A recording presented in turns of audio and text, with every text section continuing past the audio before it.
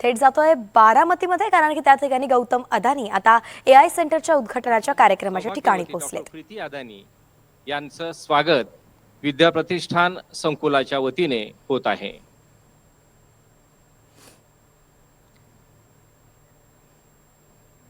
Symbolizing our heartfelt welcome, our chief guest, Honorable Adani Sir and Honorable Dr. Preeti Adani Ma'am are honored with floral bouquet by Honorable Mrs. Sunitra Vaini Pawar, Member of Parliament Rajya Sabha, and Honorable Advocate Evi Prabhuni Sir, Vice President of Vidya Pratishthan.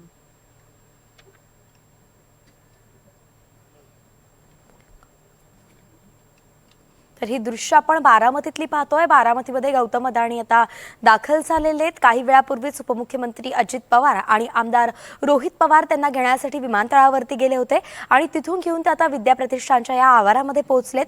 विद्या प्रतिष्ठानच्या याच ठिकाणी आज गौतम अदानींच्या हस्ते शरदचंद्र पवार यांच्या नावावरती असलेल्या AI सेंटरचं खरं तर उद्घाटन केलं जाणार आहे. एक्सलन्स इन आर्टिफिशियल इंटेलिजन्स सेंटरचं उद्घाटन गौतम अदानींच्या हस्ते आज पार पडते आणि त्याच कार्यक्रमासाठी एकाच मंचावरती आज पवार कुटुंबीय आणि गौतम अदानी आपल्याला दिसतील. शरदचंद्र पवार सुद्धा याच मंचावरती दिसणार आहेत. त्यामुळे नेमकं बारामतीत काय काय होतं याकडे सगळ्यांचं लक्ष लागलंय. ही दृश्य आपण सध्या NDTV मराठीच्या स्क्रीनवरती पाहतोय. बारामतीमध्ये एआय सेंटरचं उद्घाटन होणार आहे आणि त्यासाठीच गौतम अदानी बारामतीत दाखल झालेले आहेत. तर दृश्यांमध्ये आपण पाहू शकतो शरदचंद्र पवार आपल्याला दिसत आहेत. खासदार सुप्रिया सुळे सुद्धा आहेत. खासदार सुनित्रा पवार देखील आहेत. उपमुख्यमंत्री अजित पवार आहेत. आमदार रोहित पवार सुद्धा या ठिकाणी उपस्थित आहेत. आता गौतम अदानी शरदचंद्र पवार यांना भेटायला दाखल झालेले आहेत. आपण पाहतो की मोठ्यांचा आदर राखत त्यांनी भेटल्यावरती अगदी पाय पडण्यासाठी सुद्धा ते झुकले. शरदचंद्र पवार यांचे पाय पडण्यासाठी गौतम अदानी झुकल्याचं आपण पाहिलंय.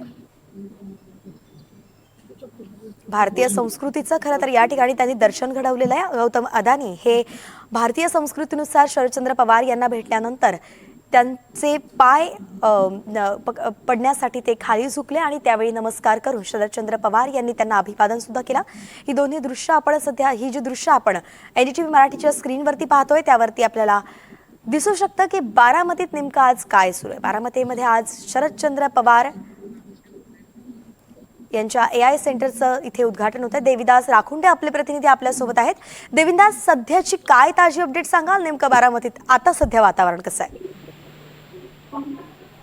वैष्णवी, प्रसिद्ध उद्योगपती गौतम अदानी हे आता काही क्षणापूर्वीच या एआय सेंटरच्या इमारतीमध्ये दाखल झालेले आहेत. एकूणच त्यांच्या स्वागतासाठी अख्खं पवार कुटुंब या ठिकाणी आपल्याला पाहायला मिळत आहे. विमानतळावरती ज्यावेळेस ते दाखल झाले त्यावेळी राज्याचे उपमुख्यमंत्री अजित पवार यांनी त्यांचं स्वागत केलं आणि त्यानंतर विमानतळापासून काही क्षणापूर्वीच ते आता या ठिकाणी एआय सेंटरवरती दाखल झाले. स्वतः कर्जत जामखेडचे आमदार गाडीचं सारथ्य करत होते. ज्यावेळी ते या ठिकाणी दाखल झाले त्यावेळी खासदार सुप्रिया सुळे, सुनित्रा पवार यासह संपूर्ण पवार कुटुंबाने त्यांचं स्वागत केलं. आता आपण बघतोय की जे एआय सेंटर जे आहे त्याचं उद्घाटन जे आहे ते गौतम अदानी यांच्या हस्ते पार पडलेलं आहे. त्या ठिकाणचे जे फलक आहे त्या फलकाचं अनावरण देखील या ठिकाणी केलेलं आहे. ज्यावेळी गौतम अदानी या इमारतीमध्ये दाखल झाले त्यावेळी संपूर्ण पवार कुटुंबाने त्यांचं स्वागत केलं आणि ज्यावेळी ते इमारतीमध्ये आले त्यावेळी देशाचे माजी केंद्रीय कृषी मंत्री शरद पवार हे वरती होते. ज्यावेळी शरद पवार यांची आणि अदानी यांची भेट झाली त्यावेळी गौतम अदानी यांनी या ठिकाणी भारतीय संस्कृतीचं दर्शन दाखवून दिलं. त्यांनी स्वतःहून ते शरद पवार यांचं दर्शन घेण्यासाठी म्हणजे त्यांना नमस्कार करण्यासाठी ते असे झुकले गेले. त्यावेळी शरद पवार यांनी देखील त्यांना दोन्ही हात जोडून त्यांचं स्वागत केलं. एकूणच या संपूर्ण भेटीमध्ये या ठिकाणी आपल्याला भारतीय संस्कृतीचं दर्शन दोन्ही बाजूने होताना दिसलं. त्यांचं स्वागत या ठिकाणी झालेलं आहे आणि आता हे जे एआय सेंटर जे आहे त्या एआय सेंटरचं उद्घाटन त्यांच्या हस्ते पार पडलेलं आहे. आपण बघतोय की या दृश्यांमध्ये पवार कुटुंबातील सर्वच दिग्गज मान्यवर उपस्थित आहेत आणि आता शरद पवार असतील, उपमुख्यमंत्री अजित पवार असतील, सुप्रिया सुळे असतील, खासदार सुनित्रा पवार असतील, हे सर्व आणि हे प्रमुख पाहुणे उद्योगपती गौतम अदानी हे या एआय सेंटरची आता संपूर्ण पाहणी करतील. पाहणीसाठी ही मंडळी जी आहेत त्या आता या एआय सेंटरमध्ये जातील. एकूणच जवळपास 10 पेक्षा अधिक लॅब जे आहेत त्या अर्धवट लॅब या ठिकाणी निर्माण करण्यात आलेल्या आहेत आणि संपूर्ण एआय टेक्नॉलॉजी आहे या ठिकाणी आता विद्यार्थ्यांना या AI टेक्नॉलॉजीचं शिक्षण घेता येणार आहे. आणि गौतम अदानी यांच्यासोबत हे जे दिग्गज मान्यवर आहेत पवार कुटुंबातील, राज्याच्या राजकारणातील महत्वाची मंडळी आहेत, ते आता AI सेंटरची पाहणी जी आहे ते करताना आपल्याला पाहायला मिळत आहेत. वैष्णवी, धन्यवाद देविदास, अगदी सविस्तर अपडेट आपल्याकडनं पाहायला मिळते. आपण बघतोय की गौतम अदानी यांच्या हस्ते आता AI सेंटरचं उद्घाटन होतं. देविदास, तुमच्याकडे असंच पुन्हा येऊ, आपल्याकडनं अपडेट जाणून घ्यायचे. तुर्तास ही दृश्य मी आपल्या प्रेक्षकांना दाखवू इच्छिते. NDTV मराठीवरती आपण सध्या पाहतोय की बारामतीमध्ये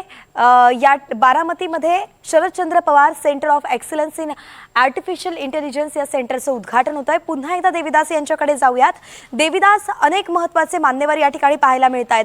खरं तर पवार कुटुंबियांचं आपण जर पाहिलं तर नेहमीच व्यावसायिकांसोबत त्यांचे चांगले संबंध राहिलेत, गौतम अदानींसोबत सुद्धा त्यांचे चांगले संबंध राहिलेत आणि त्यानुसारच हा प्रोजेक्ट आज बारामतीत अस्तित्वात आलाय असं आपण म्हणू शकतो. निश्चितच वैष्णवी, आपण बघतोय की बारामतीचं हे पवार कुटुंब, एकूणच बारामती म्हणजे देशाच्या राजकारणाची पंढरी असं म्हणलं जातं. कारण या बारामतीमधून अनेक राजकीय घडामोडी होत असतात. देशाचे माजी केंद्रीय कृषी मंत्री राहिलेले आहेत शरद पवार, आणि एकूणच राज्याच्या राजकारणात पवार घराण्याचा नेहमीच दबदबा राहिलेला आहे. साहजिकच देशातील दिग्गज मान्यवर जे उद्योग व्यावसायिक आहेत त्यांच्याशी पवार कुटुंबाचे अतिशय जवळची नातेसंबंध आहेत. आणि त्याचा जो फायदा असतो CSRच्या माध्यमातून म्हणा किंवा इतर शासकीय बाबी असतील, या सर्वच गोष्टींचा फायदा जो असतो तो पवार कुटुंब नेहमीच बारामतीच्या विकासासाठी उठवताना आपल्याला पाहायला मिळतं. आणि त्याच धर्तीवर आज या ठिकाणी हे AI सेंटर जे आहे ते सुरू करण्यात आलेलं आहे. आणि या AI सेंटरचं उद्घाटन जे आहे ते उद्योगपती गौतम अदानी यांच्या हस्ते पार पडलेलं आहे. आपण बघतोय की या दृश्यांमध्ये हे AI सेंटर कशा पद्धतीनं या ठिकाणी काम करेल याची संपूर्ण माहिती जी आहे ते पवार कुटुंबियांच्या वतीनं गौतम अदानी यांना देण्यात येते. हे सेंटरमध्ये काय काय सुविधा असतील, काय काय शिकता येईल, कोणते या ठिकाणी विभाग असतील याची संपूर्ण माहिती जी आहे ते या ठिकाणची यंत्रणा जी आहे ते गौतम अदानी यांना देते. त्या ठिकाणी उपमुख्यमंत्री अजित पवार, याचबरोबर खासदार सुनेत्रा पवार, एकूणच ही सर्व मंडळी या ठिकाणी आहेत. आणि हे अद्ययावत सेंटर जे आहे ते आता सुरू झालेलं आहे. याचं उद्घाटन वैष्णवी आज पार पडलेलं आहे. बारामतीच्या ग्रामीण भागाचा विचार करता बारामतीसारख्या ग्रामीण भागात हे खूप मोठं सेंटर सुरू करण्यात पवार कुटुंबाचा खूप मोठा वाटा आहे. आणि एकूणच यासाठी विशेष करून माजी केंद्रीय कृषी मंत्री शरद पवार यांनी खूप मोठे प्रयत्न केलेले आहेत. गेल्या अनेक दिवसांची पवारांची ही इच्छा होती की खूप मोठं सेंटर बारामतीमध्ये असावं आणि देशाच्या राजकारणात बारामतीची वेगळी ओळख असावी. ती वेगळी ओळख आज कुठेतरी निर्माण होताना पाहायला मिळते. वैष्णवी, देविदास, आपण पाहिलं एक हे सेंटर खरंच उभारत आहे आणि पवार कुटुंबियांनी यासाठी मोठी भूमिका बजावलेली आहे. कधीपासून हे सेंटर सुरू होऊ शकतं विद्यार्थ्यांसाठी? विद्यार्थ्यांसाठी हे सेंटर तसं बघितलं तर याच्या पहिल्या स्टेजचं काम जे आहे ते पूर्ण झालेलं आहे असं आपल्याला सांगण्यात आलेलं आहे. काही अंशी दुसऱ्या स्टेजमधलं थोडंसं काम जे आहे ते होणं बाकी आहे, ते काम सुरू आहे. पण विद्यार्थ्यांसाठी हे सेंटर जर आपण बघितलं तर आता या उद्घाटनानंतर ते सुरू झालं म्हणायला हरकत नाही. पुढचे ऍडमिशन प्रक्रिया जी आहेत त्या आता या ठिकाणी चालू झालेल्या आहेत आणि त्या पद्धतीने विद्यार्थी जे आहेत ते ऍडमिशन प्रक्रिया करू शकतात. आणि या AI सेंटरशी निगडीत असणारा जो काही या ठिकाणी अद्ययावत अभ्यासक्रम या विद्यार्थ्यांना शिकवला जाणार आहे तो संपूर्ण अभ्यासक्रम जो आहे तो या ठिकाणी आता विद्यार्थ्यांना शिकता येणार आहे. त्यामध्ये कोणतीही अडचण राहिलेली नाही. पहिल्या स्टेजमध्ये जे 11 अर्थात देविदास, तुम्ही अशी आमच्या सोबत राहा. तुर्तास ही दृश्य आपण पुन्हा आपल्या प्रेक्षकांना दाखवूयात. आज उद्घाटन होतंय आणि ते उद्घाटन होत आहे खुद्द गौतम अदानी यांच्या हस्ते.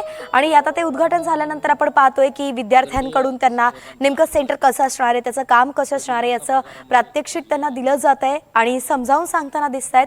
एक मोठं पाऊल बारामतीच्या विकासासाठी आपण पाहू शकतो, जे की गौतम अदानींनी आणि सोबतच शरदचंद्र पवार यांनी घेतलेलं आहे. त्यानुसार बारामतीमध्ये आज विद्यार्थ्यांसाठी AI सेंटरचं उद्घाटन झालेलं आहे आणि नक्कीच बारामतीच्या सगळ्याच विद्यार्थ्यांसाठी, बारामतीत येऊन शिकणाऱ्या सगळ्यांसाठीच हे जे सेंटर आहे ते एक मोलाचा दगड म्हणून आपण पाहू शकतो त्यांच्या यशाच्या पायरीवरती. कारण की इथे शिकून पुढे ते आपल्या येणाऱ्या भविष्यामध्ये AI संदर्भात अजून नवनवीन विकास जे आहेत ते घडवू शकतील. स्विच ऑफ करून ठेवावेत.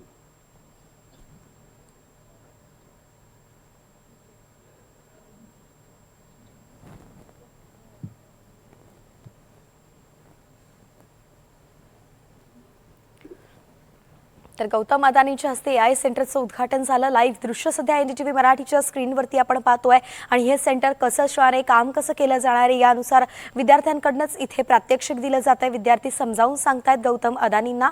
ती दृश्य आपण सध्या इथे बघतोय आणि सोबत स्क्रीनवरती आपल्याला उपमुख्यमंत्री अजित पवार सुद्धा दिसत आहेत. शरदचंद्र पवार सुद्धा या कार्यक्रमासाठी उपस्थित आहेत, तर खासदार सुनेत्रा पवार, सुप्रिया सुळे सुद्धा या ठिकाणी उपस्थित आहेत.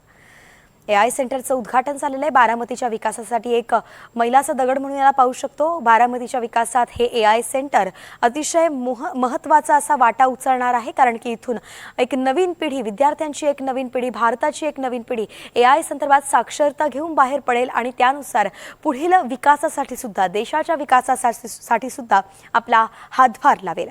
आर्टिफिशियल इंटेलिजन्स हे येणाऱ्या काळाची गरज आहे आणि त्यानुसार शिक्षित होणं हे गरजेचं आहे, साक्षर होणं गरजेचं आहे आणि त्यानुसार त्याचंच हा सगळं महत्त्व जे आहे ते जाणून घेत बारामतीमध्ये पवार कुटुंबियांनी हा अभिनव उपक्रम राबवला. त्यांनी एक स्वप्न पाहिलं एआय सेंटरचं आणि गौतम अदानींच्या सोबत हे स्वप्न आज साकार होताना पाहायला मिळत आहे. पहिला टप्पा आजचा हा दिसतोय, जिथे एआय सेंटरचं उद्घाटन होत आहे आणि लवकरच संपूर्ण विद्यार्थ्यांसाठी हे एआय सेंटर उघडं होईल. देशभरातून एआय सेंटरमध्ये या ठिकाणी विद्यार्थी शिकायला येऊ शकतात आणि त्यानुसार पुढचं भविष्य आपलं घडवू शकतात.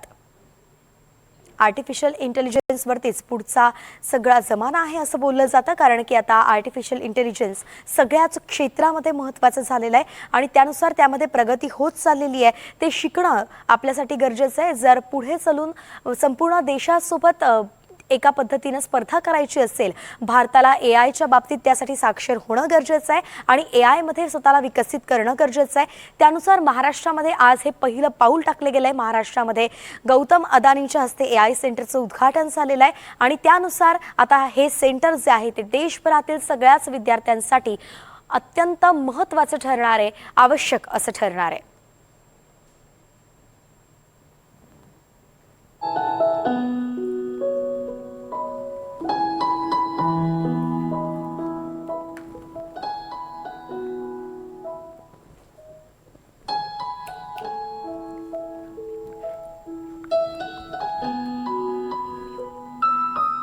गौतम अदानींच्या हस्ते एआय सेंटरचं उद्घाटन होताना आपण सध्या पाहतोय. ही दृश्य आहेत जिथे गौतम अदानी स्वतः एआय सेंटरच्या सगळ्याच ठिकाणी जाऊन पाहणी करताय की नेमकं काय सुरू आहे, काय नाही, कशा पद्धतीनं सेंटर उभारण्यात आलंय, कुठे काय आहे याची सगळी माहिती घेतली जाते. सोबतच उपमुख्यमंत्री अजित पवार आहेत, खासदार सुनेत्रा पवार आहेत, सुप्रिया सुळे आहेत, शरदचंद्र पवार सुद्धा या ठिकाणी उपस्थित आहेत. जेव्हा शरदचंद्र पवार यांना भेटण्यासाठी गौतम अदानी सगळ्यात पहिले आले, तेव्हा त्यांनी त्यांच्या समोर पाया पडत जे आहे भारतीय संस्कृतीचं दर्शन घडवून दिलं. तर एकंदरीतच भारतीय संस्कृती जे आहे ते धरून नवीन प्रगत, विज्ञानामध्ये कसं प्रगत व्हायचं याचं दोन जे पैलू आहेत ते एकत्र होताना आपल्याला पाहायला मिळत आहेत आणि त्यानुसार ही सगळी दृश्य जी आहेत ती आज अतिशय महत्त्वाची ठरत आहेत. भारतासाठी, भारताच्या येणाऱ्या विकासासाठी ही दृश्य अत्यंत महत्त्वाची आहेत.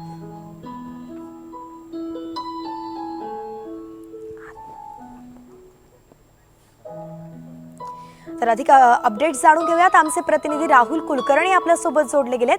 राहुलजी, बारामतीच्या विकासातच नाही तर देशाच्या विकासामध्ये एक मोठं पाऊल म्हणून आपण पाहू शकतो, शरद पवारांचे जे उद्योगपतींसोबतचे संबंध आहेत ते आज खऱ्या अर्थानं एका चांगल्या दृष्टीने पुढे येताना दिसत आहेत का?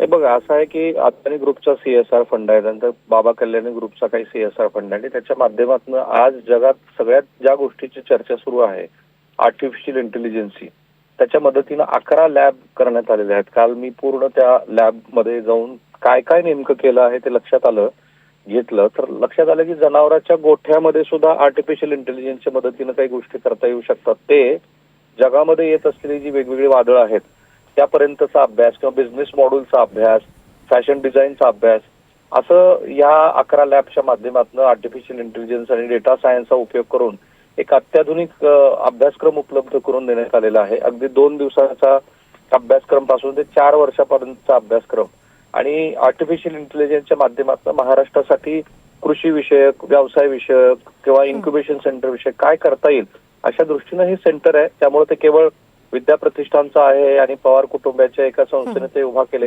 याच्यापेक्षा याच्या मदतीनं महाराष्ट्राच्या विकासात आणि महाराष्ट्राच्या प्रगतीच्या दिशेनं काय पावलं उचलता येतील का याचा विचार या इन्क्युबेशन सेंटरच्या आणि या इंटेलिजन्सच्या माध्यमातून करण्यात आलेला आहे.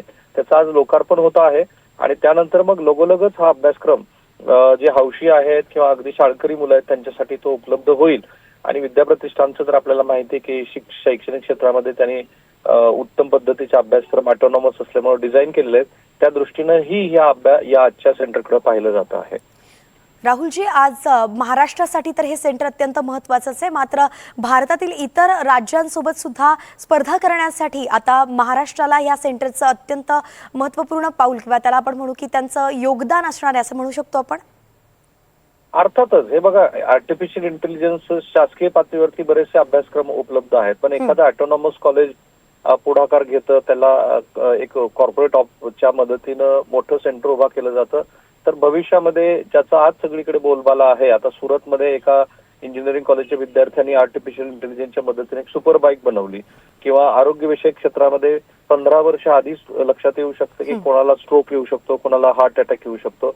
तर त्या दृष्टीनं AI हे जगात सगळ्यात जास्त चर्चेला जाणारी सध्याचा विषय आहे.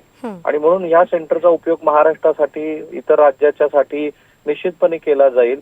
आणि कॉर्पोरेट वर्ल्ड आणि एखादी शैक्षणिक संस्था एकत्रित आल्यानंतर एक चांगलं मॉडेल कसं उभं राहू शकतं हे याच्यातनं दिसतं. जवळपास मला वाटतं 40 ते 45 कोटी रुपये खर्चून हे आर्टिफिशियल इंटेलिजन्सचं शैक्षणिक उपक्रम सुरू करण्यात आलेला आहे. आणि त्याबरोबर याला राजकीय भाग पण आहे, तोही विसरून चालणार नाही. राजकीय भाग असा आहे की पुन्हा एकदा पवार कुटुंबीय सगळे एकत्रित येत आहेत आणि त्या निमित्ताने त्यांच्या स्नेहभोजनाची, त्यांच्या एकत्रित येण्याची आणि दोन्ही राष्ट्रवादी काँग्रेस पण एकत्रित येण्याची चर्चा होते आहे.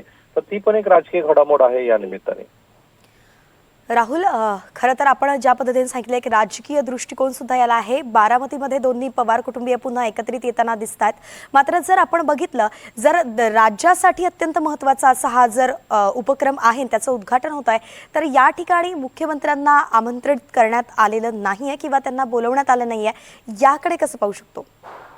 नाही, हे बघा, असं आहे की एका प्रतिष्ठानचा तो कार्यक्रम आहे आणि प्रतिष्ठानच्या कार्यक्रमामध्ये ज्या लोकार्पण ज्याचं होणं अपेक्षित आहे त्या पद्धतीनं तो लोकार्पण आहे. पण याच्यापूर्वी सुद्धा मुख्यमंत्र्यांनी येऊन विद्याप्रतिष्ठानचं काम बघितलंय. स्वतः पंतप्रधान श्री नरेंद्र मोदी यांनी पाहिलेलं आहे. देशाचे माजी पंतप्रधान इथं आले होते. त्यामुळे विद्याप्रतिष्ठानचा कार्यक्रम हा कायम अराजकीय ठेवण्याकडे त्यांचा कल असतो. आणि राज्यातले कोणतेही मुख्यमंत्री असतील किंवा कृषी मंत्री असतील तेही विद्याप्रतिष्ठानच्या कामाला नेहमीच सहकार्य करत असतात. शरद पवारांच्या राजकारणाचं वैशिष्ट्य असं आहे की त्यांनी कायमस्वरूपी सर्वपक्षीय आणि उद्योग जगताबरोबर पण आपले चांगले संबंध ठेवलेले आहेत. जे आजच्या मुख्यमंत्र्यांचं वैशिष्ट्य आहे की मुख्यमंत्री सुद्धा विकास कामाच्या दृष्टीने विचार करताना राजकीय संबंध आणि कॉर्पोरेट जगताचे संबंधाची गल्लत करत नाहीत. त्यामुळे आज नाहीतर उद्या महाराष्ट्राच्या विकासाच्या दृष्टीनं जिथे जिथे त्यांना गरज वाटते देवेंद्र फडणवीसांना, तेव्हा ते पवारांचा सल्ला घेतही असतील आणि ते त्यांना स्वतःहून देतही असतील. तो भाग आजच्या कार्यक्रमामध्ये फारसा महत्वाचा नाही. महत्वाचं हे आहे की जेव्हा 1 ट्रिलियन इकॉनॉमीच्या दृष्टीनं राज्य विचार करत आहे तेव्हा अशा शैक्षणिक उपक्रमाची गरज आहे. एक लक्षात घ्या, नवी मुंबईच्या शेजारी जे 7 नवीन विद्यापीठाची आपण उभारणी करतो आहोत त्याचं मुख्य कारणच हे आहे. परवा मुख्यमंत्र्यांशी पण बोलताना त्यांनी या संदर्भात बरीच माहिती दिली की अशा शैक्षणिक उपक्रमाची महाराष्ट्राला गरज आहे की ज्याच्यामध्ये कॉर्पोरेट जगत पण एकत्रित आलेलं आहे, आर्टिफिशियल इंटेलिजन्सचा उपयोग होतो आहे. आणि ही जी 7 विद्यापीठं ज्याच्याबरोबर मुख्यमंत्र्यांनी पुढाकार घेऊन MOU साईन केलाय त्याचं मुख्य कारणच हे आहे की जगभरातलं उच्चतम शिक्षण महाराष्ट्रातल्या विद्यार्थ्यांना मिळावं. जसं आज विद्याप्रतिष्ठानमध्ये एक वेगळा कॅम्पस विद्याप्रतिष्ठाननी तयार केलाय, तसाच कॅम्पस हा नवी मुंबईच्या परिसरामध्ये उभा करण्याचा मानस आहे. मी तर असं म्हणेन की अशा पद्धतीनं उद्योग जगताची जी एक सकारात्मक बाजू असते ती जी त्यांच्या CSRच्या मदतीने उभा राहते. आज अदानी ग्रुपच्या CSRच्या मदतीने इतका मोठा प्रोजेक्ट उभा राहिलाय, तर तोच प्रकल्प तशाच पद्धतीचे प्रयत्न मुख्यमंत्र्यांनी नागपुरात पण काही प्रमाणात केले, इतर राजकीय नेते पण करत आहेत. त्या दृष्टीनं पाहिलं तर आजचा एक चांगला शुभारंभ आहे. आणि सगळ्यात महत्वाचं काय, महाराष्ट्राच्या विद्यार्थ्यांना काय मिळालं तर महाराष्ट्राच्या विद्यार्थ्याला एक दिशा मिळते आहे. ती पुन्हा मी सांगतो की केवळ विद्याप्रतिष्ठान आणि पवार कुटुंबियांची निगडीत आहे म्हणून त्याकडे नकारात्मक दृष्टीने न पाहता आपल्याला आर्टिफिशियल इंटेलिजन्सची न्यूयॉर्क असेल किंवा UK असेल या किंवा स्कॅन्डिनेव्हियन नेशन, युरोपियन राष्ट्र असेल, इथल्या विद्यार्थ्यांना जी उपलब्धता आहे तीच उपलब्धता आज बारामतीतल्या माध्यमातून महाराष्ट्राच्या विद्यार्थ्यांना मिळते आहे. आणि एक मला काल जाणवलं, काल मी सुनित्रा पवार असतील किंवा तिथलं जे मॅनेजमेंट आहे किंवा सुप्रिया सुळे असतील यांच्याशी बोलल्यानंतर माझ्या लक्षात आलं की विद्याप्रतिष्ठाननी त्यांच्या मॅनेजमेंटच्या माध्यमातून सुद्धा विद्यार्थ्यांना जी संधी दिली आहे त्याच्यामध्ये मेरिट बघितलेलं आहे. त्यामुळे तो एक सकारात्मक भाग आहे. अर्थात पवार कुटुंबाच्या राजकारणाबद्दल आपण अनेक वेळा टीका टिप्पणी करतो आणि त्यात काही वावगं नसतं, पण त्याचबरोबर त्यांच्या ज्या चांगल्या उपक्रमाच्या बाजू आहेत त्याही महाराष्ट्राने समजून घेतल्यात आणि त्यापैकी हा आजचा एक उपक्रम आहे की जिथे गौतम अदानी स्वतः उपस्थित आहेत. राहुल, कृषी क्षेत्रासंदर्भात एआयचं महत्त्व जे आहे ते जाणून देण्यासाठी किंवा एआयचा उपयोग कृषी क्षेत्रात कसा होईल या संदर्भात दोन्ही पवारांमध्ये नेहमीच बैठक होताना चर्चा होताना आपण याआधी पाहिली आहे. आज हे सेंटर उघडत आहे, तर कृषी क्षेत्र सोडून किंवा ते धरून इतर कुठल्या क्षेत्रामध्ये या सेंटरचा जे अभ्यास असेल त्याचा सगळ्यात जास्त उपयोग होऊ शकतो?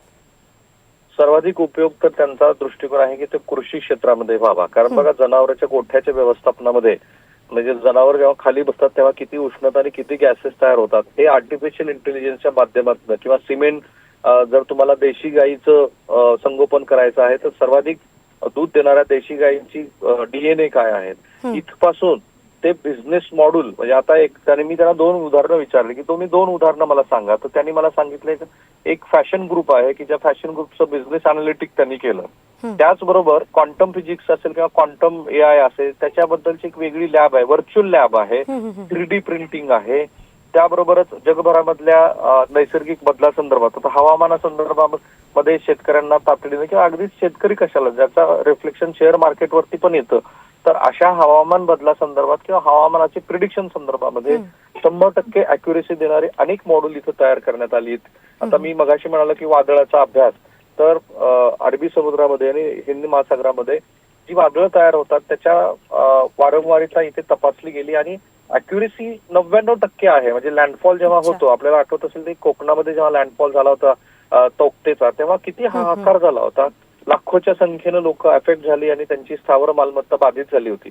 आता ह्या AI सेंटरच्या माध्यमातून तुम्हाला भविष्यामध्ये वादळाची वारंवारिता काय आहे ते नेमकं काय इंडिकेट करतात, लँडफॉल कसा होईल, किती क्षमतेनं होईल, इथपासून ते बिझनेस अनालिटिक आणि इन्क्युबेशन सेंटर बद्दल मी बोललो की इन्क्युबेशन सेंटर म्हणजे काय. उद्या तुम्ही एखादी नवीन कल्पना घेऊन आलात आणि त्या कल्पनेसाठी तुम्हाला आर्थिक फंडिंग पासून ते बिझनेस अनालिटिक करून घ्यायचं आहे. इथे इन्क्युबेशन सेंटर पण आहे. इन्क्युबेशन सेंटरच्या माध्यमातून तुम्ही ते करू शकता. आणि महत्वाची गोष्ट काय आहे तर महाराष्ट्रात पुढं पाऊल ओळखून महाराष्ट्राच्या दृष्टीने, कारण महाराष्ट्र हे असं देशातलं एकमेव राज्य आहे की जिथे इंजिनिअरिंगच्या विद्यार्थ्यांची संख्या ही देशाच्या कोणत्याही राज्यापेक्षा सर्वाधिक आहे. मग अशा वेळेला जेव्हा तुम्ही या इन्क्युबेशन सेंटरच्या माध्यमातून महाराष्ट्राला दिशा देण्यासाठी विद्यार्थ्यांना एक नवीन अभ्यासक्रमाची ओळख करून देत राहुल, आहात. अर्थातच महाराष्ट्राला नवीन दिशा देण्यासंदर्भात या नवीन अभ्यासक्रमाचं एक मोठं योगदान असणार आहे आणि हे महत्त्वाचं असणार आहे. धन्यवाद, अगदी सविस्तर अपडेट आपण दिली आहे. पुन्हा ही दृश्य आपण NDTV मराठीच्या स्क्रीनवरती पाहतोय.